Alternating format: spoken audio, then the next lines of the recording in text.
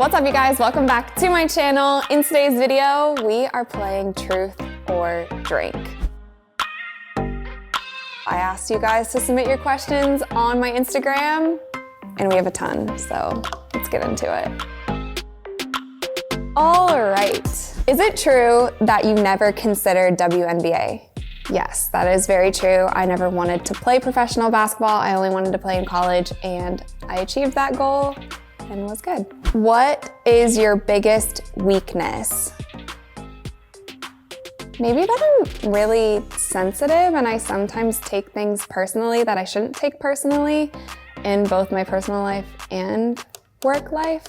Who was the hardest player to interview?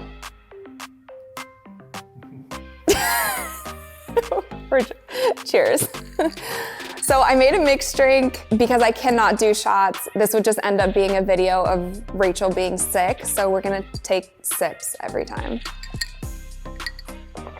But that was a really big sip.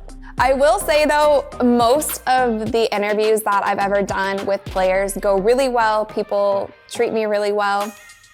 But there has been a couple that weren't that great, but I'm not here to name names. What food do you miss the most since you've been vegan? So this is gonna be super random, but I think I miss strawberry pretzel salad because that was my favorite dessert growing up. The top layer is strawberries in strawberry jello, and then it's a layer of like Cool Whip mixed with cream cheese. And the bottom layer is pretzels all crushed together with like butter and stuff, and it's so kind of crunchy. I don't know how to make that vegan, so I do actually miss that. Who's the last person you stalked on social media? Cheers. Okay. Is there bad blood between you and the 2K people? I would say generally speaking, no, at least not on my end. I know that my immediate team at 2K TV, like I still talk to them sometimes. I have the utmost respect and love for them, so definitely no bad blood on my side. Hopefully there's none on their side either. Could you name off the people you don't like from your time with 2K TV? There's not many at all, and I'm not gonna name any names, but I would say generally speaking, it's pretty much, I love everybody, but we're gonna have to cheers to somebody that I might not like. Have you done psychedelics? No, I haven't done any drugs. My parents would kill me.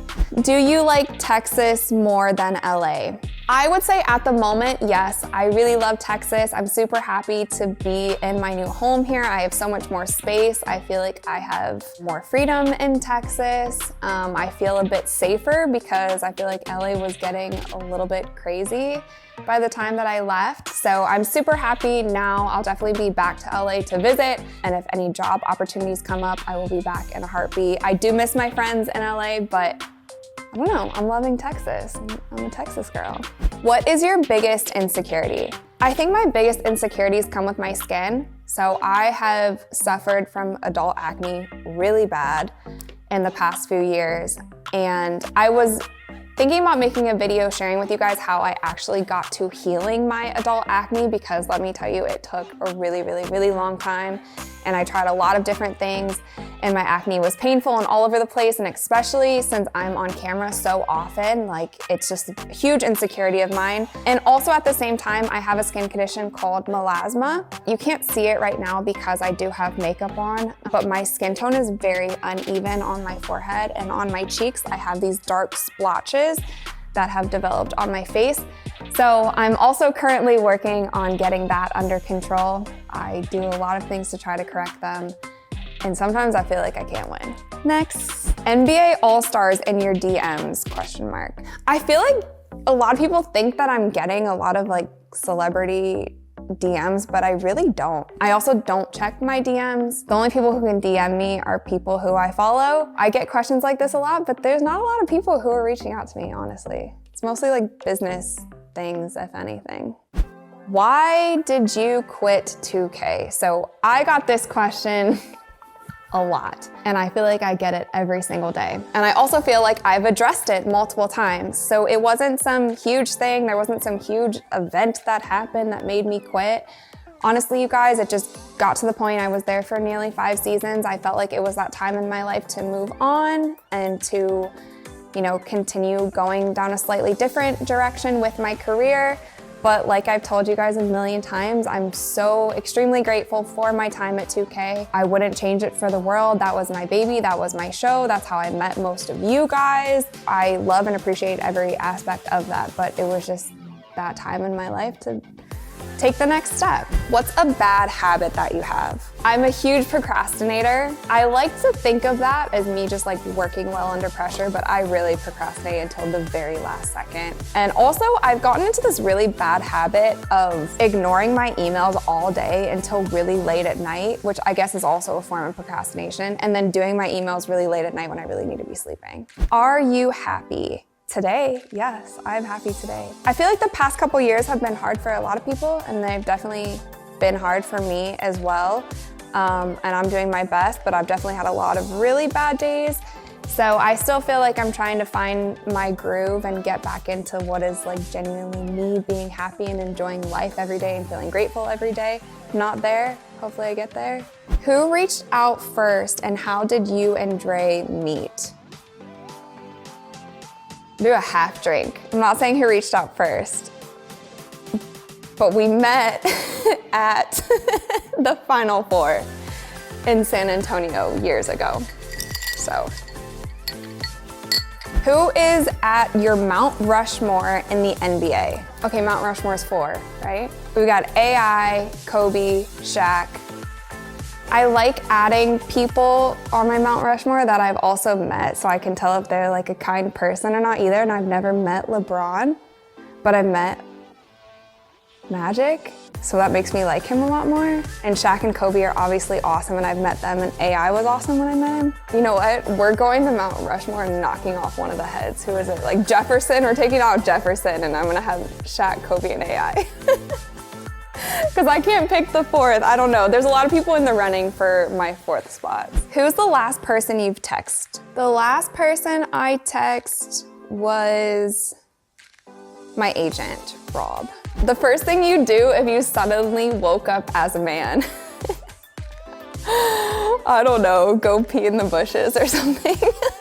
Or like not do my hair, because I feel like guys get away with that. They just wake up and go out the door.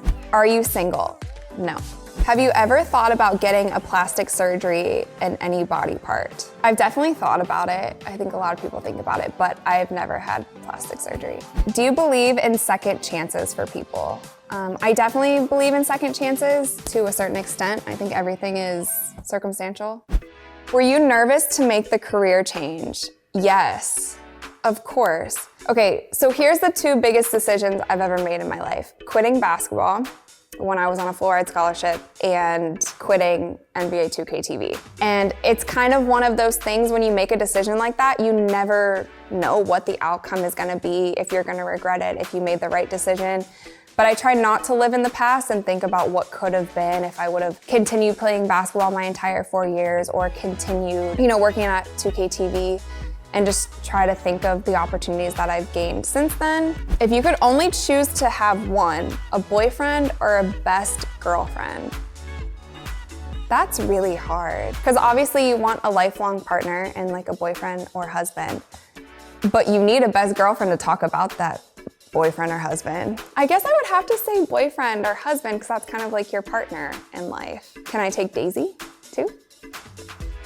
Have you been hit on by other girls? If so, tell a story. Yes, I have. Sometimes if people don't know if you're not straight, they'll try. You can just kind of tell if somebody's hitting on you or trying to be friends with you. Why did you leave Cali?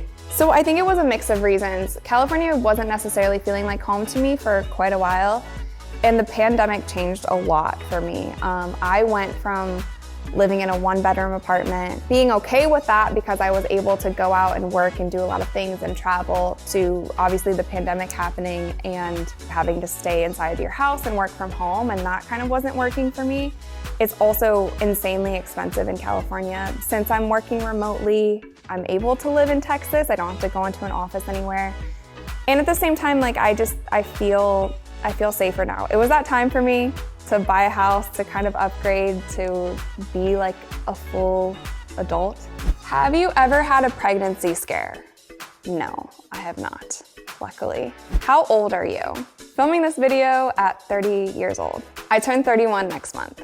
What is your biggest fear? So I think most superficially, my biggest fear is fish, but I'm not around fish all the time, and I have to be like submerged in water to be afraid of fish. But otherwise, I guess living in fear is kind of my biggest fear, like just not going after what I want and it's like full form. Do you miss Battle Frog? Such a random question. I hosted a show called Battle Frog on ESPN years ago, and it was really fun. So yeah, I miss it. Tell us your best Kobe Bryant personal story. I know it's not a truth question. I'm just curious to know your favorite personal moment with him. So if you guys didn't know, I went to China with FIBA World Cup, and I had met Kobe once before, but it was a super quick, nice to meet you, him moving along with his day. This trip, I was actually getting to work with him, interview him, go to events with him, and it was really special. The coolest moment was when I sat down to interview him, and we talked for a while, and then after the interview, he said, I've seen your shot on social media. You're a really great shooter. Like, keep up the good work. And I didn't even know that he knew who I was at all. So that was like really cool. And obviously getting a compliment from one of the best basketball players to ever live. And you can see my eyes like look at him like, oh my gosh, like what? You know who I am? So that was really cool. Oh wait, one more story that kind of has to do with Kobe, but he wasn't actually there. So when we were leaving the FIBA World Cup, we got into two separate buses, and so me and my crew and my team was on one bus and Kobe was in a separate bus, but the fans in China thought that the bus that I was in was Kobe's bus. So they were like screaming, chanting, like pounding on the bus. We couldn't even pull out of the driveway, and they were saying, Kobe, Kobe, Kobe. And me and everybody in there was like, oh my gosh, this is crazy. We couldn't open the windows, couldn't anything. They were all like blacked out. And that's the most like celebrity I've ever felt. I feel like the fans would have been royally disappointed if they found out it was me.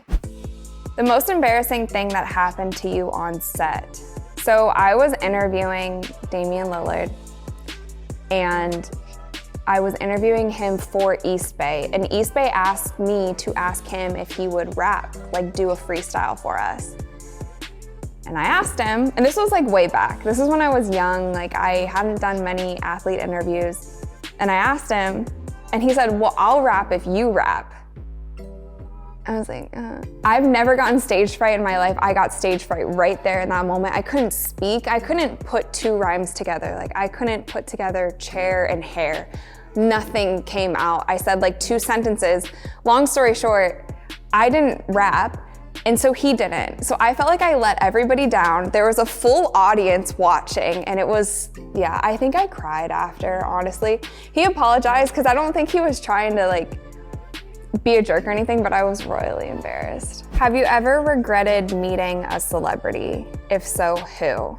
So I'll do a half drink, because I think it's one of those things, if you meet somebody that you're a huge fan of and they're not the greatest person in real life, it kind of sucks because it ruins that for you. But I'm not gonna put them on blast. Show us your high school prom dress. Lucky for you, I have both of them in my closet. This was my prom dress in 2007, my junior prom dress. I thought it was very beautiful, nice green color. I was definitely going for like the princess vibe with this dress. And my senior prom dress is this gold one. Gold is my favorite color, and I was obsessed with this one. And a little fun fact, so as a bucket list item, I entered the Miss California USA pageant when I was younger, and I didn't know what I was doing, and I literally wore this dress in Miss California USA, and I placed top 20 out of over 300 girls. There were girls like crying backstage because they'd worked their whole life on pageants, and I literally just showed up and was like, sure, I'll try it. Wore my prom dress, made it to top 20, so got to wear this one twice, but this was my senior prom dress. All right, guys, thank you so much for watching. Make sure that you thumbs up this video if you enjoyed it, and click subscribe because I'm trying to upload a lot more this year. Comment below if you have any other video requests or other questions for Truth or Drink Part 2. Cheers.